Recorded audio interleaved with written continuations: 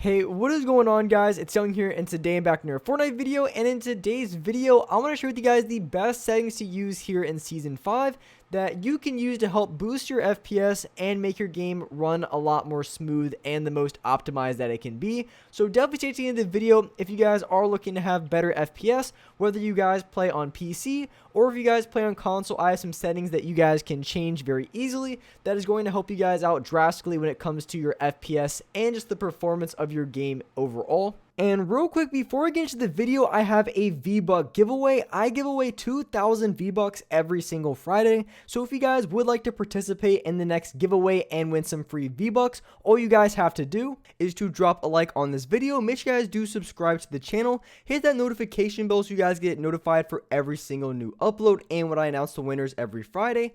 And lastly, make sure you guys put down your Xbox gamer tag, your PSN gamer tag, or Epic account down in the comment section below, and you guys will be automatically entered into the giveaway. And lastly, if you guys like to support me in the item shop, all you guys have to do, go down to the bottom right, hit on support a creator, type in my creator code, which is Young Humor, and you guys will have me added and supported as a creator in the item shop. And alright guys, let's go right to the video. Alright, so in this video, I'm going to share with you guys the settings that you need to change. It's going to help improve your FPS and make your gameplay overall a lot smoother, whether you guys play on PC or if you guys play on console. I'm going to share with you guys all the settings that you should change that is going to make a drastic difference on your FPS and your overall latency in the game.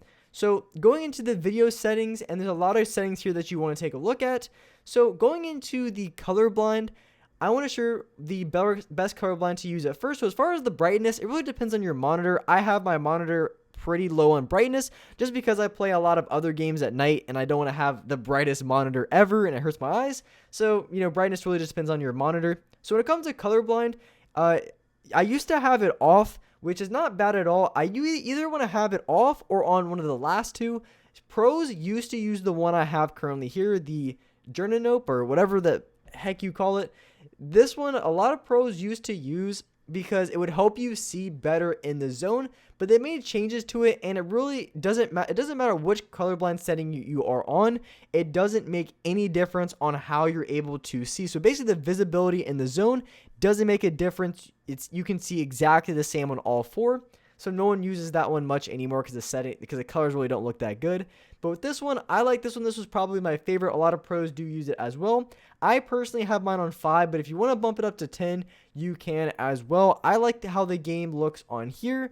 And when it comes to the last setting, this one is definitely very bright.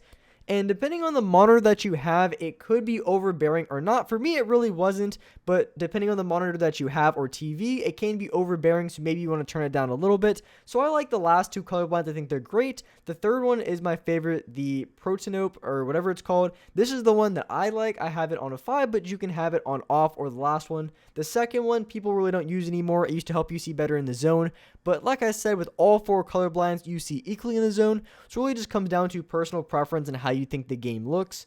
So going into the graphics settings, if you guys play on PC, you want to have your textures either on medium, high, or epic, because this textures deals with your GPU. Because one thing that I did notice is when I was especially when I'm streaming, because that takes up CPU as well, is my CPU is almost always maxed when I'm playing. So the textures is actually focused more on your GPU, because textures and graphics, they're kind of hand in hand. So if you put your textures up, it kind of off a little bit, it chips off a little bit of the CPU and kind of puts that load on the GPU, which can help improve stability and your FPS. So that's why you want to turn your textures up on medium, high, or epic, so you can take a little bit of load off of your CPU and then put it on your GPU, because Fortnite is a really CPU heavy intensive game, and especially someone like myself who streams a lot, I do pretty much max out my CPU all the time, so that's a setting you want to change. Now, the 3D resolution, I want to talk about this one. This one's really, really important, because if you guys are having a lot of problems with FPS, you might want to turn this setting down. And what it does, it kind of messes with your resolution. So the lower you turn it, the lower your resolution, and the higher it is, the better resolution. So if you're on 100%, it's 1920 by 1080, and then when you lower it, it goes lower and lower and lower. And if you put it on, say, like a 40, your game looks so bad. I mean, it looks like you're playing on Nintendo DS or something back from the 2000s. Looks really, really bad. So I would say you want to have it in between the ranges of maybe 85, 86 to 100. If you're able to play on 100, I would. Your game's gonna look the very best. But if you want to crank out the most FPS possible, then you want to drop this down a little bit. Or if you're just on a trash PC and you can't get any FPS at all, dropping the 3D resolution will certainly help you out a ton. So that is a great setting to mess around with that can really have a substantial impact on the frames that you're getting and just how smooth everything is. Of course, your game's gonna look like trash, but extra FPS is worth it.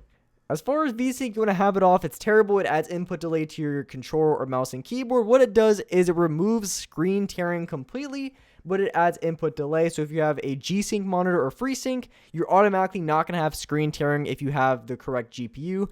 And all consoles are built in with Vsync. So there's just a lot of input delay with it, so you don't want to use it at all. As far as a Direct 11 or Direct 12, it just depends on your PC. I find it best to work with Direct 11. Some of you guys might have better performance on Direct 12. Really just depends on your PC.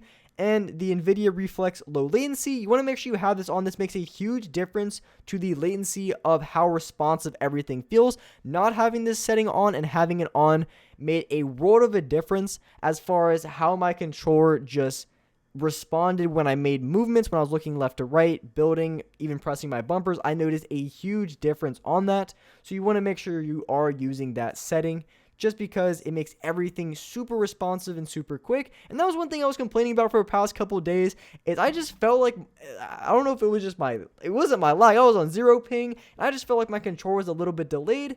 And come to find out, that was the setting that I didn't have on, and having it on night and day, it really helped me out a ton. So that's a setting you guys definitely want to put out, because it made a difference for me. And it was one of the things that I just noticed input delay, and I didn't know the solution of it until I ended up changing that setting, and it made such a good difference. Make sure you guys have that on. So if you guys do play on console as well, another thing that you can change, and of course you're on PC too, is you want to go into your game settings. You go all the way down to the bottom. And the record replays, you want to have it off, because it even says in here that recording replays can reduce performance and take up hard drive space, meaning that you want to have this setting off unless you're recording replays for whatever reason, which almost nobody looks at replays anymore. So if you're just the 1% person that happens to do that, then you would have it on, but everyone else should turn this setting off if you guys don't already have it. And then if you guys play on PC, the NVIDIA highlights, that's something that's just above it. As far as that setting, I don't really know if it does too much, but I would assume it takes up maybe a little bit of your GPU or CPU if it is running. So if you're the type of player that records using GeForce Experience, then you want to have it on. But if you're not using that, like myself, I just use OBS, then I guess having it off, I think, could make a little bit of a difference. As far as the controller dead zone, that's something that you guys can on console as well, because when you have low dead zones, it makes everything feel really responsive. So if you're able to drop your dead zones, you want to make sure you do that as well. And look damping time as well. If you want to turn that down all the way, it's going to make everything feel super smooth. I like look damping time. I highly recommend it. It helps me out a ton with aim. But if you are having a lot of input delay, then maybe turning it off could be your best bet.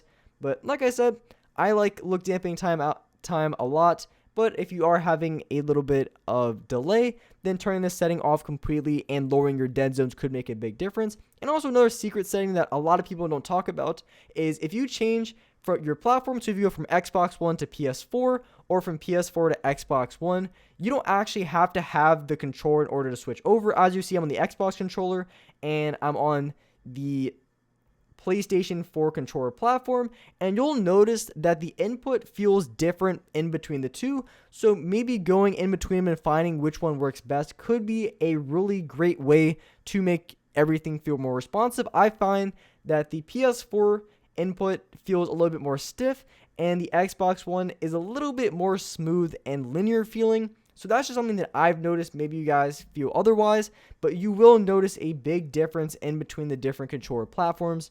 And if you guys are on PC, one thing you want to change is you want to find where the Fortnite folder is. Wait, what the flip? Oh, get that off my screen. So what I meant to say is you want to go and find where your Fortnite folder is. So if I click on Windows, I go into the program files. I click on that, and then I find my Epic Games folder. And then you just want to follow everything that I'm clicking on until you eventually get to a point where you're going to have to change a setting. So you just go through these, and then once you get here, you want to scroll down and you want to find where the first, big blue F the shipping, you right click on that one, go down to properties. It's kind of off the screen, my bad about that, but you want to click on compatibility. You click on that, and what you want to do is you want to make sure the top one is checked where it says disable full screen optimizations.